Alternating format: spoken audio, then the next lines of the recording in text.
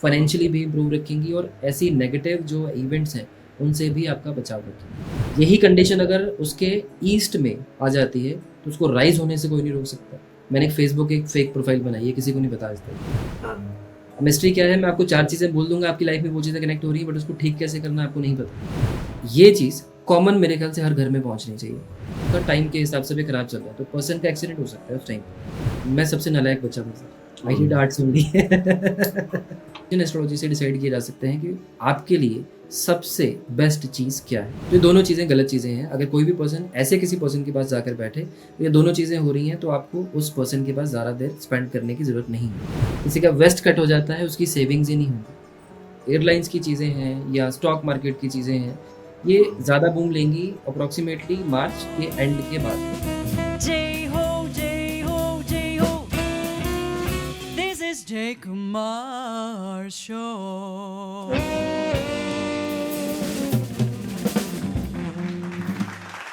मनदीप जी, जय श्री राम जय Shri Ram sir, and happy new year.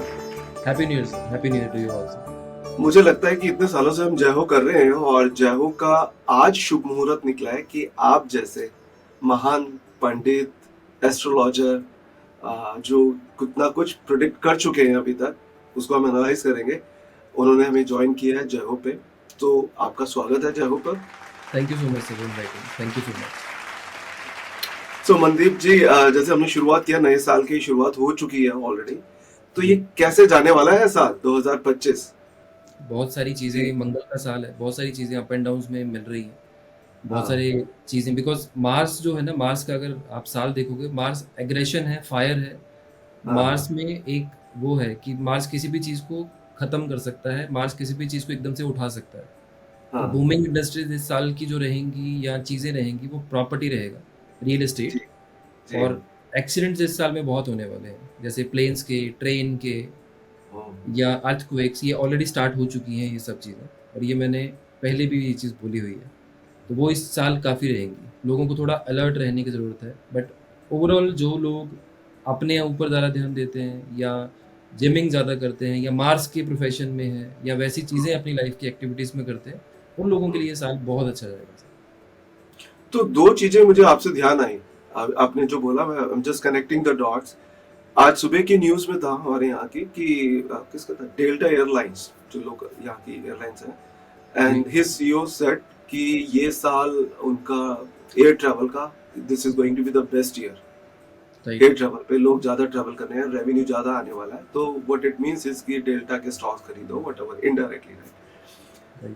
तो आपको लग रहा है कि एयर ट्रैवल ज्यादा होगा, और आप कह रहे हैं कि एक्सीडेंट्स इस तरह की चांसेस भी हैं?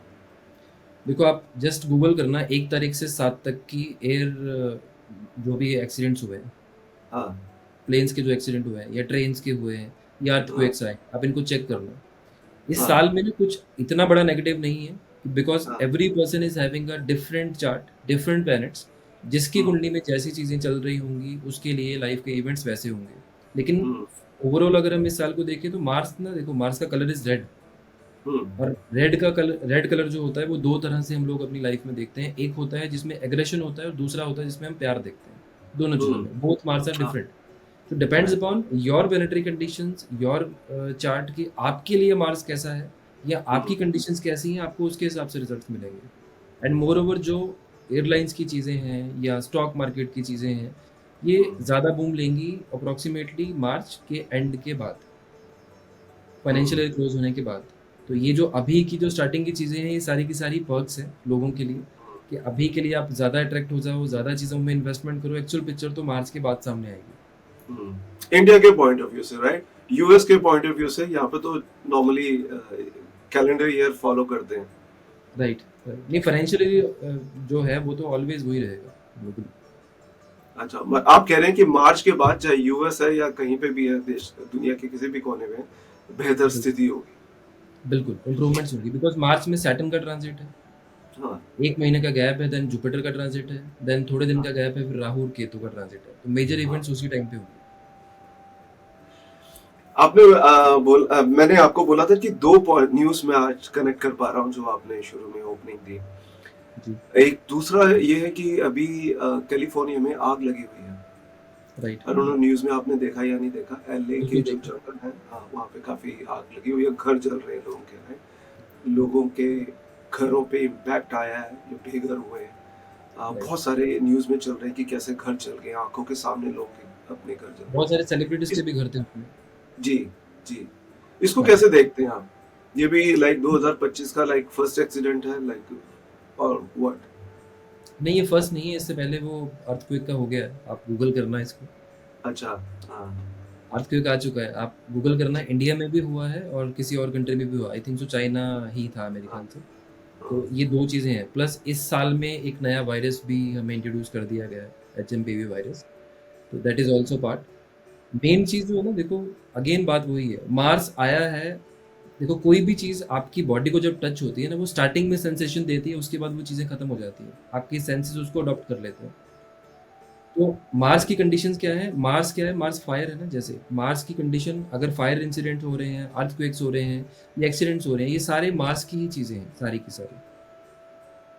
तो ये जो तबाही की जो चीज़ है, मैं आपको एक छोटा सा एग्जांपल देता हूँ। लाल किताब में ना मार्स को 2 तरह से डिफाइन किया गया है एस्ट्रोलॉजी में। एक मार्स को नेक यानी कि अच्छा कहा गया है, एक को मार्स को बद कहा गया यानी कि बुरा कहा गया। अब इसको ऐसे बोला गया है मार्स को कि जो मार्स खराब होगा ना, यानी कि जो बद मंगल है, उसकी जो प्रॉब्लमेटिक कंडीशंस हैं या जो चीज़ें हैं उसकी लाइफ की, वो इतनी खराब हो सकती हैं कि वो नज़र से ही हर चीज़ को तबाह कर सकता है। तबाह मतलब बर्बाद कर सकता है उस चीज़ को। ये वाला जो साल है, आप एक कॉमन, जब हम किसी एरिया की तरफ बात करते हैं तो every area is having a different vastu. For example India के अगर हम नॉर्थ की बात करें तो हिमालय है। ऐसे ही हर कंट्री का अलग वास्तु है, हर सिटी का अलग वास्तु है, हर टाउनशिप का अलग वास्तु है। अकॉर्डिंग टू दैट कंडीशन, जो चीज़ें आपके उस वास्तु के अकॉर्डिंगली, जो चीज़ें आपको सपोर्ट करती हैं या नुकसान करती हैं, उसके हिसाब से, और जो ग्लोबली जिसको हम बोलते हैं संसारिक ज्योतिष बोल लो, मुंडेन एस्ट्रोलॉजी बोल लो, उन चीज़ों के हिसाब से हमारी लाइफ के इवेंट्स फिक्स्ड होते हैं। और ये जो ग्लोबल इवेंट्स हम बोलते हैं, प्रिडिक्ट करते हैं, ये सारे उसी के थ्रू आते हैं। दुनिया की कोई भी ऐसी चीज़ नहीं है सर जो प्लैनेट से बाहर हो, किसी भी तरह से, कोई भी चीज़। Everything is connected to the planets only. आपने अगर मेरे फ़ोन को भी अगर स्टेटस चेक किया होगा तो उसमें भी क्लियरली मेंशन्ड है, प्लैनेट्स आर प्लेयर्स। और ये पिछले 11-12 साल से है। हम पानी भी अगर पी रहे हैं तो प्लैनेट की मर्जी से पी रहे हैं। ये पॉइंट मुझे समझ में नहीं आया पूरी तरह से। देखो, इस चीज़ को मैं आपको एग्जांपल देता हूँ। फॉर एग्जांपल, कोई भी पर्सन जब अपनी लाइफ में कुछ डिसाइड करता है कि मुझे आज ये चीज़ करनी है, पर्सन को लगता है कि ये मेरी चॉइस है। बट जैसे पेरेंट्स में वो कैरी फॉरवर्ड कर रहा होगा, उस दिन उसकी रूटीन वैसी बनेगी, उसकी चीज़ें वैसी बनेंगी, उसकी ईटिंग हैबिट्स वैसे वैसे बनेंगी, उसके डे इवेंट्स वैसे होंगे। फॉर एग्जांपल, अगर किसी पर्सन का आज की डेट पे अगर प्लैनेटरी कंडीशन, अगर मान लो कि किसी का Saturn is travelling in the 8th house और वो आज की डेट की कंडीशन के ऊपर है और उसका टाइम के हिसाब से भी खराब चल रहा है, तो पर्सन का एक्सीडेंट हो सकता है उस टाइम पे। अब ये ऐसा भी हो सकता है कि पर्सन एक सिंपल किसी भी पार्किंग लॉट में पिछले 12 साल से, 10 साल से, 8 साल से गाड़ी पार्क कर रहा था, लेकिन वो एक स्पेसिफिक दिन था जिस दिन का वो इवेंट डिसाइडेड था, उसी दिन उससे गलती हुई, उसी पिलर पे उसने अपनी गाड़ी को मार दिया। This is all planets only. जो प्लैनेट्स होते हैं, एक प्लैनेट मेजर होता है जो आपको इवेंट देता है, और बाकी की जो चीज़ें होती हैं साथ में, बाकी प्लैनेट्स जो होते हैं, लेट्स से सैटर्न के इवेंट की बात की, जो बाकी के जो 8 प्लैनेट्स हैं वो सारे सपोर्टिंग जोन में रहेंगे हमेशा साथ में। उसके हिसाब से हमारी लाइफ डे रूटीन स्टार्ट होती है सर, या आगे चलती है। So coming back to this, ऐसी कौन सी प्रिकॉशंस हमें इस साल लेनी चाहिए सबको? Common precautions for everyone. 2025 common precautions for everyone. Common precautions. Common precautions में इस साल ना 2 से 3 नई चीज़ें इंट्रोड्यूस होगी। फॉर एग्जांपल, जैसे एक तो वायरस हो गया, ऐसे 2 वायरस और आएंगे इसी साल में दोबारा से। हो सकता है यही थोड़ा और बढ़े या ऐसे 2 वायरसेस और आएंगे। प्रिकॉशनरी में हम लोग, आपने अगर कोविड के टाइम पे भी अगर नोटिस किया होगा ना, तो साइंस ने एक चीज़ बोली थी कि यू शुड वेयर कॉपर, और कॉपर हमें इन चीज़ों से प्रोटेक्ट करता है, अगर आपने सुना हो इसको कभी न्यूज़ में। या फिर दूसरी चीज़ है कि आपको अपनी इम्यूनिटी स्ट्रॉन्ग करनी है। अब मैं इसको एस्ट्रोलॉजिकल व्यू से समझाता हूँ कि किस तरह की कंडीशंस ये हैं, फिर क्यों यूज़ करना चाहिए हमें, वो बताता हूँ। बेसिकली हमारी जो इम्यूनिटी होती है एस्ट्रोलॉजिकल वे से, ये सन से आती है, हमें सूर्य से आती है। बिकॉज जब सूर्य की जब हम बात करते हैं, सूर्य प्रैक्टिकली ये प्लेनेट नहीं है, एक स्टार है। अब सूर्य क्या है, अगर रोशनी होगी तो ही सब चीज़ें आगे बढ़ेंगी, रोशनी होगी तो पेड़ पौधे बनेंगे, या आगे और इंसानों की आबादी बढ़ेगी, या ऑक्सीजन जनरेट होगी, तो सब चीज़ें सूर्य उतना ज़रूरी है, इसलिए सूर्य से ही हमारी इम्यूनिटी देखी जाती है हमारी कुंडली में। और सूर्य का मेटल जो है दैट इज़ कॉपर। तो कॉपर को जब हम बॉडी में वेयर करते हैं तो सूर्य की पावर, जो सन की जो हमारी बॉडी में जो पावर है वो इंक्रीज होती है बाय डिफॉल्ट। कोई इसको जेमस्टोन से कनेक्ट कर ले, कोई पर्सन इसको मेटल से कनेक्ट कर ले, कलर से कनेक्ट कर ले, किसी भी वे में कनेक्ट करेगा, at the end we are enhancing the energy in our body for a planet. जो हम रेमेडीज भी करते हैं वो भी इन्हीं चीज़ों के थ्रू होती है। तो अगर आप कॉपर का बैंगल राइट हैंड में अगर आप पहन के रखते हो तो इन सब चीज़ों से आपका कॉमनली बचाव रहेगा। सेकेंड थिंग, मार्स जो है, मार्स को हमेशा अग्नि को शांत करने के लिए, आग को शांत करने के लिए हमेशा हमें पानी की ज़रूरत होती है। और अगर पानी बहुत ज़्यादा डाल दिया जाए तो भी नुकसान है, या आग बहुत ज़्यादा हो जाए तो पानी भी उसको बढ़ा सकता है उस कंडीशन में, दोनों कंडीशन। बिकॉज उसका फॉर्मूला जो है पानी का, अगर उसको डिवाइड कर दिया जाए तो वो उसको बढ़ा देगा अगर आग ज़्यादा होगी। कॉमनली अगर कोई भी पर्सन अपनी लाइफ में अगर शांति चाहता है इस टाइम पे, तो उसको सिल्वर ज़्यादा यूज़ करना चाहिए as metal in the neck. और खाने पीने में आप जो भी यूटेंसिल वो यूज़ करेंगे, जैसे ग्लास कर लो, प्लेट कर लो, या बोल कर लो, उन चीज़ों में आपको उसको यूज़ करना चाहिए। ये कॉमन चीज़ें हैं दोनों, जो हेल्थ भी इम्प्रूव रखेंगी, फाइनेंशियली भी इम्प्रूव रखेंगी, और ऐसी नेगेटिव जो इवेंट्स हैं उनसे भी आपका बचाव रखेंगी। ये कॉमन चीज़ें हैं। और हाँ, एक और चीज़, अपनी इन्वेस्टमेंट्स जो भी स्टॉक से जुड़ी हुई हैं वो मार्च ख़त्म होने तक बहुत ज़्यादा ध्यान से करनी पड़ेगी। बिकॉज इस साल बहुत सारे ऑनलाइन फ्रॉड्स भी होंगे, बिटकॉइन के, क्रिप्टो के, या इंट्राडे ट्रेडिंग के, बहुत सारे होंगे। सो आपने फायर और पानी का नाम लिया, राइट? आपको क्या लगता है ये जो चल रहा है अभी कैलिफोर्निया की जो फायर चल रही है, जी, इसका क्या एस्ट्रोलॉजिकली, टेक्निकल तो रीजंस निकाल ही रहे हैं सब लोग, बट वहां से क्या लगता है कि इतना ज्यादा क्यों नुकसान हो रहा है वहां पे? आई मीन, और आपको मालूम ही होगा कि California is also known as gold state, right. I mean California की जो इकोनॉमी है दैट जी, इज प्रॉब्ली, मतलब एग्जैक्ट नंबर मुझे अभी एकदम टॉप ऑफ माइंड नहीं है, बट मे बी इंडिया से ज्यादा उसकी जीडीपी है।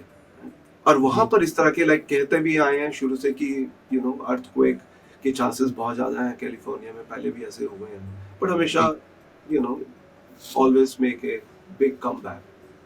ठीक है। आपको मैं एक चीज़ समझाता हूँ छोटी सी पेनेट्री कंडीशन पे। जब दो एनिमीज इकट्ठे होते हैं तो क्या होता है? जब से दो अगेन, एनिमीज इकट्ठे हो तो क्या होता है? हाँ लड़ाई, आई मीन, लड़ाई होती है ना? हाँ, मार्स यानी कि मंगल का biggest enemy is mercury. Okay, अब मंगल और बुध, दो प्लेनेट यानी कि मार्स एंड मर्करी, हाँ, कैलिफोर्निया को आप न्यूमरोलॉजिकल अगर आप अंडरस्टैंड करोगे, it is coming on 5 number. हाँ, 5 इज मर्करी। हाँ, this is one thing. Mars का साल है, आते ही उसने वहां पे प्रॉब्लम कर दी, एक चीज। सेकेंड थिंग, जब हम मुंडेन एस्ट्रोलॉजी की बात करते हैं, संसारिक ज्योतिष की बात करते हैं, तो उसके प्लेनेटरी कंडीशंस में इस टाइम पे कैलिफोर्निया का अगर हम टाइम देखें उसमें मार्स इज गोइंग बैड। हाँ, और इस टाइम पे एक प्लेनेट है जो इनको बचा सकता है, that is only and only moon. सिर्फ वही बचा सकता है। और moon is always connected to sun. अगर सूर्य नहीं है तो चंद्र का यानी कि मून का कोई भी रिफ्लेक्शन के बिना कोई भी काम नहीं है। It is just a dead would on that time. तो यानी कि जो भी हेल्प आएगी इस टाइम पे, सरकार यानी कि आपकी सन, और मून यानी कि आपका वहाँ पर जो भी आपकी हीलिंग्स है, हीलिंग्स हो सकती हैं पानी के थ्रू, मेडिसिन के थ्रू, गवर्नमेंट एड्स के थ्रू, जो भी चीज़ें उनकी तरफ से आपको मिलेंगी वो सब चीज़ें उनकी तरफ से होंगी। ये दो ही चीज़ें जो इस टाइम पे ठीक कर सकते हैं। इस टाइम पे भी अगर गवर्नमेंट अगर कुछ भी कर सके, अगर पॉसिबल हो, तो अगर नॉर्थ साइड पे अगर कुछ भी ऐसी चीज़, अगर कैलिफोर्निया के नॉर्थ साइड पे पानी का किसी भी तरह से इस टाइम पे अगर स्टोरेज कर दिया जाए तो ये चीज़ें रुक जाएंगी एरिया के वास्तु के हिसाब से, और नहीं बढ़ेंगे आगे। और उनके वेस्ट में तो है ही water, right? It's Pacific Ocean है, लोग तो जी, नॉर्थ बीचेस, में it is required, hmm, north में सेकंड, इट इज रिक्वायर्ड। हाँ।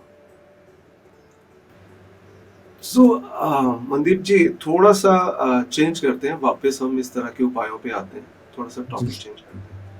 मैं आपके ऊपर जब रिसर्च कर रहा था मुझे बहुत ज़्यादा इन्फॉर्मेशन आपके बारे में नहीं मिली, तो मैं ये जानना चाहता था कि आप इतने सक्सेसफुल एस्ट्रोलॉजर कैसे बने? सक्सेसफुल वर्ड तो खैर I never consider till the date for myself, अभी बहुत कुछ आगे बाकी है। देखो जर्नी मेरी जो थी ना, मैं बहुत क्लियर कट कंडीशन में बोलता हूँ, मेरी फैमिली में पूरे खानदान में कोई एस्ट्रोलॉजर नहीं है, हम्म, पूरे खानदान में। हम्म, मेरे फादर सीआरपीएफ से retired, that is one of the defence form यहाँ पे, डिफेंस से रिटायर्ड। ब्रदर मेरे इमिग्रेशन इंडस्ट्री से है, he is having his office. मेरी हम्म, सिस्टर लुधियाना में यहाँ पे पंजाब में मैरिड है, उनका भी बिजनेस फैमिली है वहाँ पे। तो मैं ना शुरू से, जब मुझे एक चीज़ होती थी ना, एक शौक होता है किसी को कि कोई पर्सन सामने आया, आपने वैसे ही कुछ प्रोडिक्शन कर दी, कुंडली खोल ली, कुछ समझ आता है नहीं आता है, और चीज़ें बोल दी, उसमें से बहुत सारी चीज़ें ठीक निकलती हैं। देन ग्रेजुअली मेरा इंटरेस्ट बढ़ता गया उस चीज़ में, कभी कोई बुक्स ले ली, उसको पढ़ना शुरू कर दिया। ये कब की बात कर रहे हो? Like you were in which grade? In school time, college time? School नहीं, कॉलेज टाइम की बात है ये, कॉलेज टाइम की बात है, अराउंड 2004 के आसपास की। तो आप क्या पढ़ते थे कॉलेज में? क्या पढ़ रहे थे आप? मैं सबसे नालायक बच्चा था sir, I did hmm, arts only and also after that I did MBA also.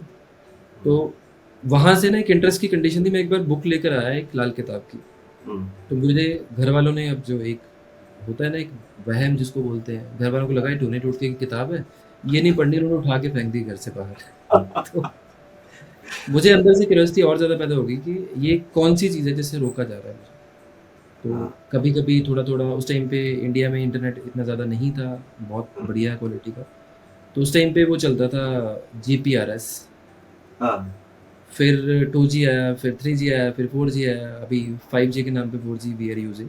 तो फिर धीरे धीरे जब चीज़ों को मैंने अंडरस्टैंड करना शुरू किया, समझना शुरू किया, तो I join the course of वैदिक एस्ट्रोलॉजी हिमाचल में, ऑनलाइन। फ़ोन पे मैं लेता था क्लासेस, बिकॉज डेली जाना, फोन पे?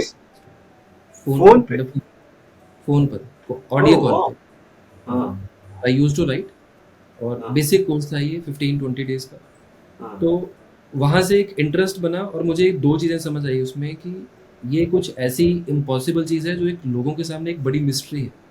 हाँ, मिस्ट्री क्या है, मैं आपको 4 चीज़ें बोल दूँगा, आपकी लाइफ़ में वो चीज़ें कनेक्ट हो रही हैं, बट उसको ठीक कैसे करना है आपको नहीं पता। हाँ, अगर 2 पर्सन अगर एक ही रेस में दौड़ रहे हैं, दोनों की प्रैक्टिस बराबर की है, एक विनर है, लेकिन एक स्पेसिफिक डे पे वो पर्सन हार जाता है 2 हम्म, सेकंड से, उसके हम्म, पीछे क्या रीज़न हो सकता है?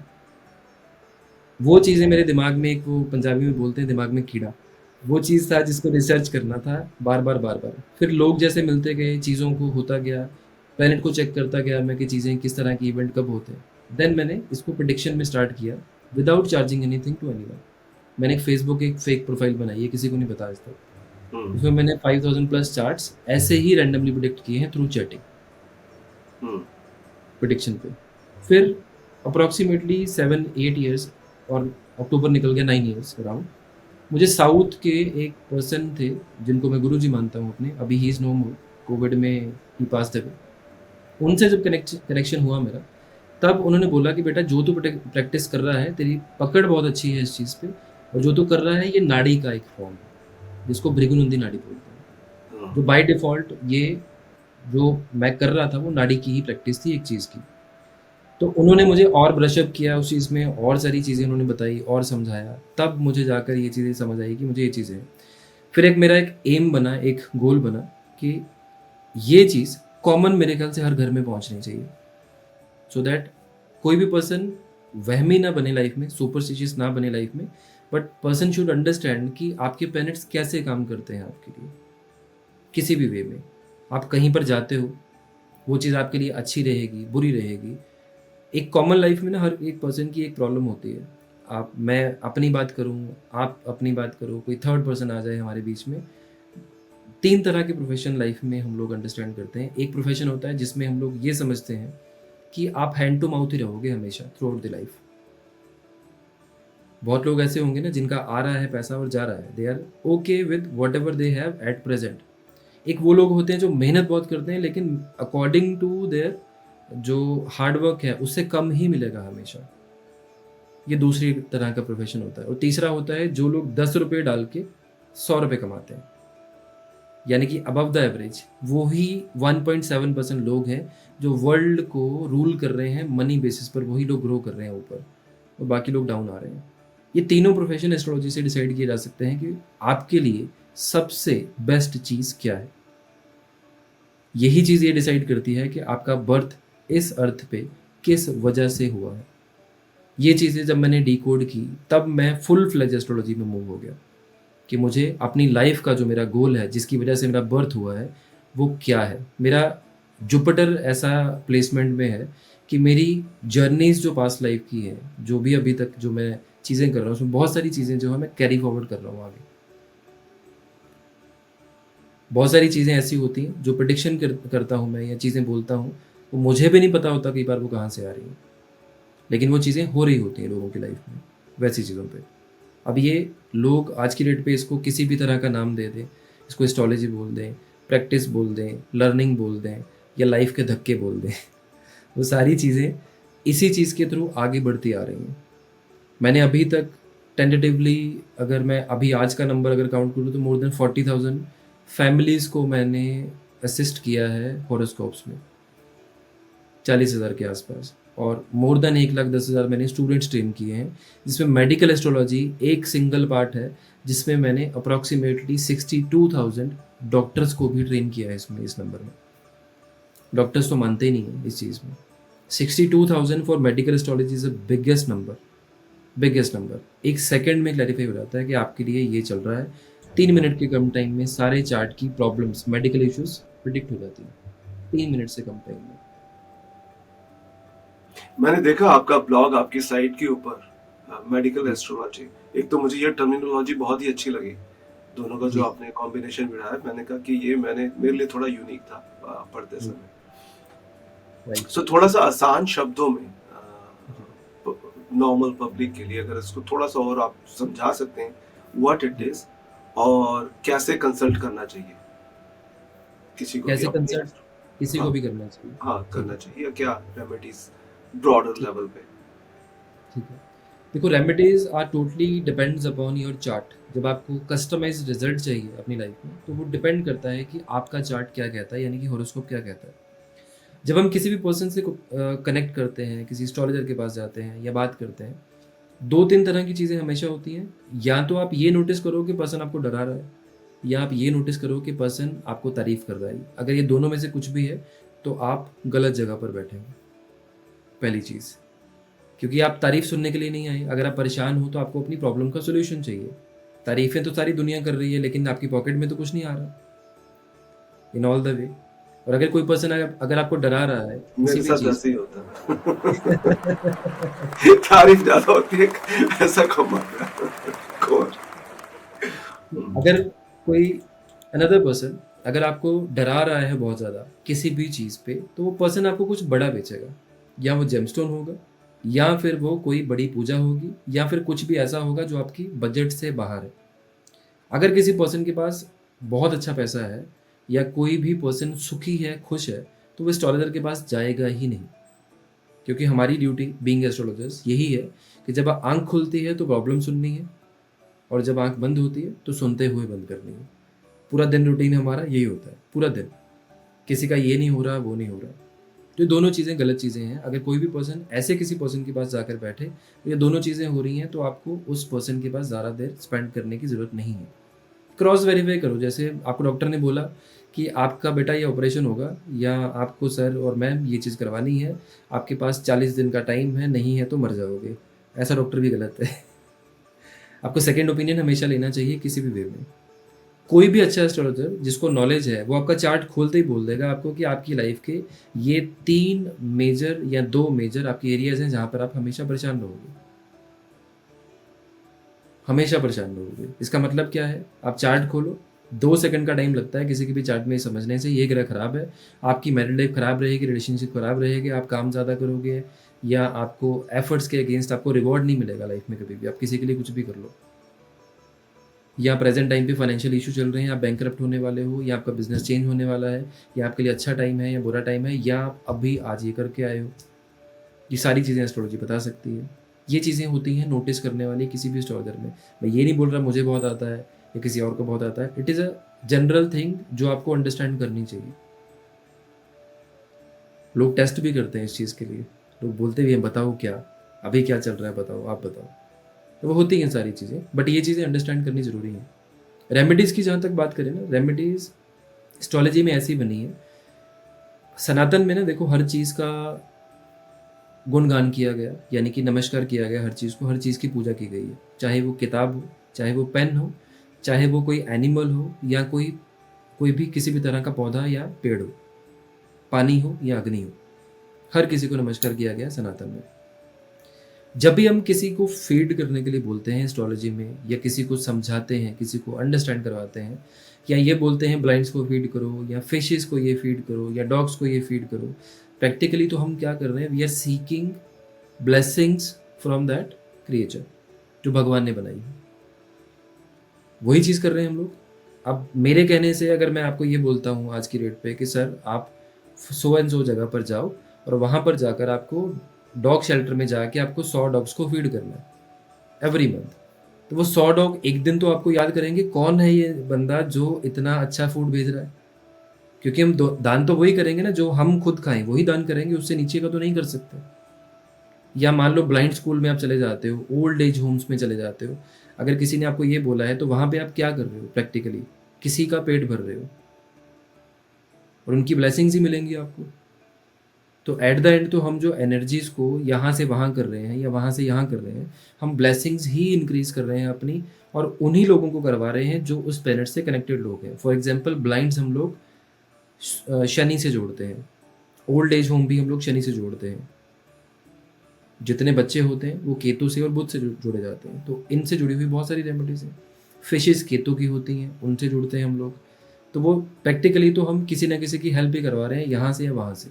दूसरी चीज़ हम लोग बोलते हैं भगवान का नाम लेने के लिए, जैसे हमने मंत्र जाप बोला, या हमने कोई पूजा बोल दी, या किसी भी वे में किसी मंदिर को विजिट करने के लिए बोल दिया, तो वो सब चीज़ों में एट द एंड जाके जो ऊपर जो भी एक सुपर नेचुरल पावर है जो हम सब लोगों को चला रही है, वो चीज़ जो हर किसी को बैलेंस करके चल रही है या फिर किसी को मैनेज करके चल रही है, उसको देखा किसी ने नहीं है, लेकिन बिलीव सब करते हैं।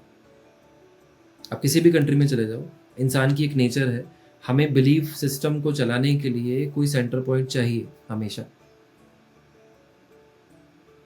आपने कभी अगर नोटिस किया हो, अगर किसी पर्सन ने कभी भी मंदिर नहीं देखा, चर्च नहीं देखा, मस्जिद नहीं देखी, वो पूजा नहीं करता क्या? करता है। उसकी चीज़ें भी पूरी होती हैं, उसकी लाइफ भी चलती है, और पैसा भी आता है, सब होता है अपनी लाइफ में।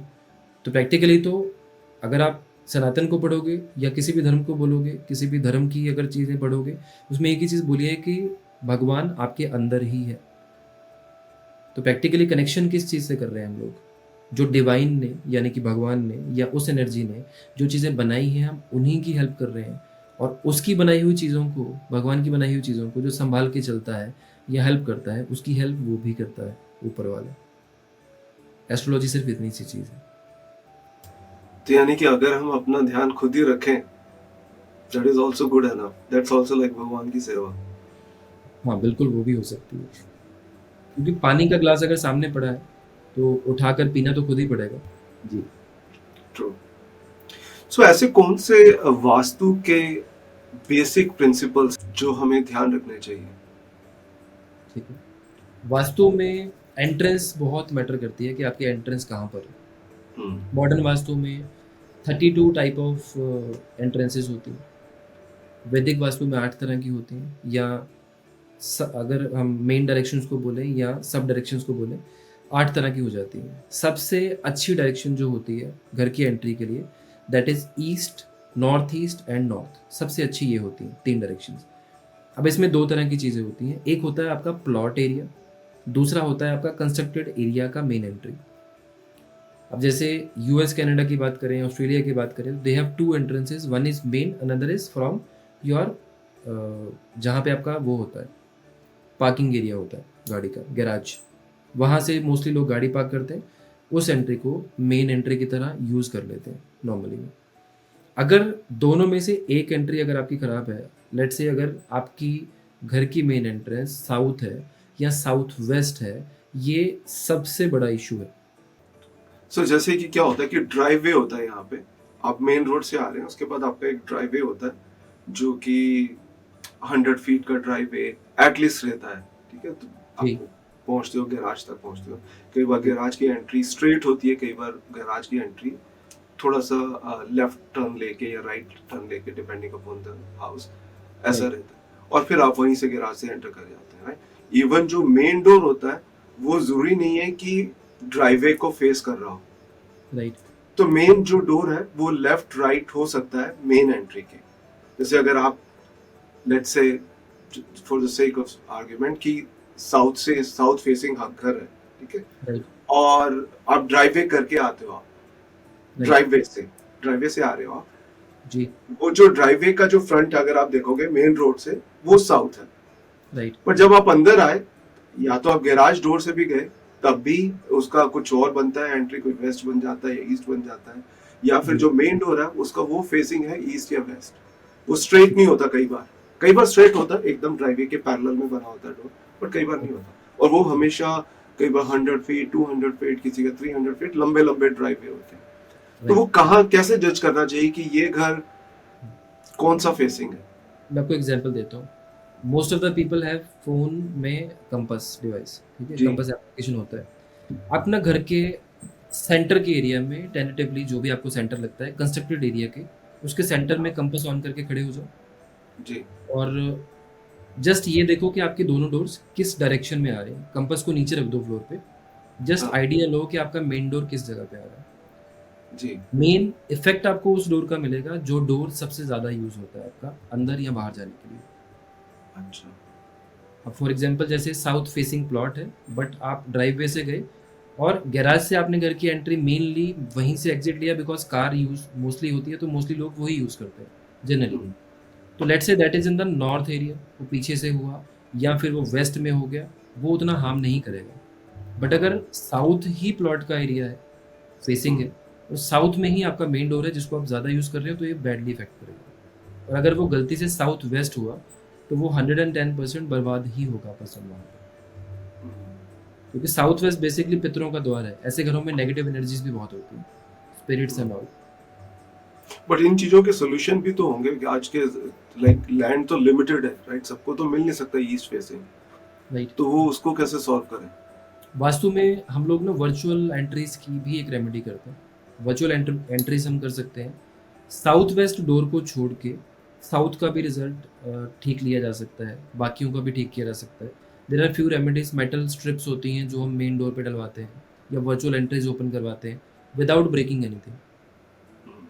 तो वो रेमेडीज़ हैं या कुछ चीज़ें होती हैं, जेमस्टोन्स होते हैं, कुछ अदर चीज़ें होती हैं जो हम नीचे फ्लोर पे प्लेस करवाते हैं and to energise the land, क्योंकि जहाँ पर हम रहते हैं वहाँ पे एनर्जी है उस चीज़ की। और उस एरिया पे जब एक वॉल क्रिएट हो जाती है तो वहाँ पे जैसे हमारे लिए देवता है वैसे ही वास्तु के ज़मीन के ऊपर भी देवता होते हैं, वैसी कंडीशन पे फॉर ईच एरिया। तो उसके अकॉर्डिंगली ही हम उन चीज़ों को ट्रीट करवाते हैं। सिर्फ साउथ वेस्ट का मैं किसी भी कंडीशन में रेकमेंड नहीं करता हूँ कि आपको उसका कोई भी ट्रीटमेंट करना चाहिए। आपको डोर ही बंद करके दूसरा मेन डोर चेंज करना चाहिए।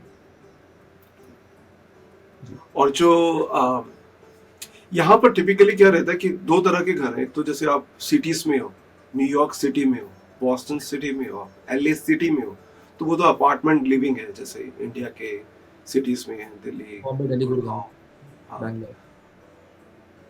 और दूसरा जो है जिस तरह के फैमिलीज टाइप के जो रहते हैं यंगस्टर, ज्यादातर अपार्टमेंट में यहाँ पर ज्यादातर, इट्स नॉट 100% ट्रू बट, और जो फैमिलीज वाले हैं, बच्चों वाले, वो स्कूल डिस्ट्रिक्ट की तरफ मूव कर जाते हैं, तो वो टाउन्स में चले जाते हैं where they get the home, typically largely मैं बोल रहा हूँ।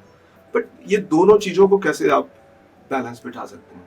ठीक है, आप चलो यंगस्टर्स की बात करते हैं। पहले आपने बोला कि फ्लैट्स में जो लोग रहते हैं, अपार्टमेंट्स में, फ्लैट्स में आप देखो, आपने बोला कि सर हर तरफ से ओपन होता है, विंडोज होती है किसी भी तरह से। नहीं, फ्लैट में नहीं हर तरह से ओपन हो सकता ना, फ्लैट तो फ्लैट है जैसे इंडिया में है, टू साइड ओपन हो गया अपार्टमेंट्स। हाँ, टू साइड हो गया, या उनका जो डोर है वो भी एलिवेटर की तरफ है। You don't see the east facing, हो सकता है ईस्ट में डोर हो उनका, बट सनवन तो कहीं से नजर नहीं आ रहा होता, राइट? बिल्कुल ठीक, अपार्टमेंट। बिल्कुल ठीक है। अब उस कंडीशन में देखो एक प्रॉब्लम क्या होती है कि किसी भी फ्लैट की कंडीशन में जोन्स बहुत ज़्यादा कट होते हैं, कोई भी स्क्वायर शेप में, रेक्टेंगुलर शेप में आपको घर नहीं मिलता वहाँ पे उस कंडीशन। मोर ओवर छत भी आपकी नहीं है, ज़मीन भी आपकी नहीं है उस कंडीशन। बाय डिफ़ॉल्ट आपका वास्तु 35 to 40% पहले से ही खराब आएगा बाय डिफ़ॉल्ट। यंगस्टर्स में प्रॉब्लम क्या है? Depression, overthinking, relationship struggle, money struggle and suicidal thoughts and suicide. Agree करोगे आप इस चीज़ पे? मैं एग्री करता हूँ, अपार्टमेंट में चैलेंजेस हैं क्योंकि there is less light. Right. इसके पीछे रीज़न क्या है? जैसे फॉर एग्जांपल किसी भी आप अपार्टमेंट में रहे और वो उसका शेप ऐसा है जहाँ पे नॉर्थ ईस्ट कट है या नॉर्थ ईस्ट में किसी के टॉयलेट है उस कंडीशन में, ऐसा पर्सन हमेशा बहुत जल्दी ओवर थिंकिंग डिप्रेशन में चला जाएगा। मेंटल क्लैरिटी, थॉट प्रोसेस की क्लैरिटी उस पर्सन को कभी भी नहीं आएगी। जी। अगर किसी ऐसे पर्सन का साउथ वेस्ट अगर फॉर एग्जांपल ओपन हो या कट हो, दोनों चीज़ों में उसका रिलेशनशिप कभी भी स्टेबल नहीं हो, जी। सेपरेशंस बार बार होंगे। किसी का ईस्ट कट हो जाता है, उसका सोशल सर्कल जीरो हो जाएगा। किसी का वेस्ट कट हो जाता है, उसकी सेविंग्स ही नहीं होंगी।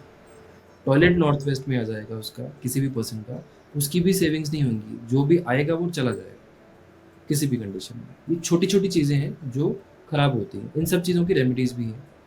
हम कलर्स के थ्रू चीज़ें ठीक करते हैं, हम आर्टिकल्स के थ्रू करते हैं, हम कुछ एडिशनल रेमेडीज़ होती हैं वास्तु में, वो चीज़ें कर सकते हैं। तो इन सब चीज़ों को जोड़ के जब हम करते हैं तो फ्लैट का या अपार्टमेंट्स का वास्तु फिर भी 15% रह जाता है प्रॉपर तरीके से बैलेंस करने में। जी। वो 15% एस्ट्रोलॉजी साथ में आकर कवर अप करती है, क्योंकि जब भी मैं वास्तु करता हूँ मैं उस पूरी फैमिली के चार्ट्स भी साथ में देखता हूँ, वो भी साथ में। Jai ho, Jai ho, Jai ho. This is Jai Kumar Show.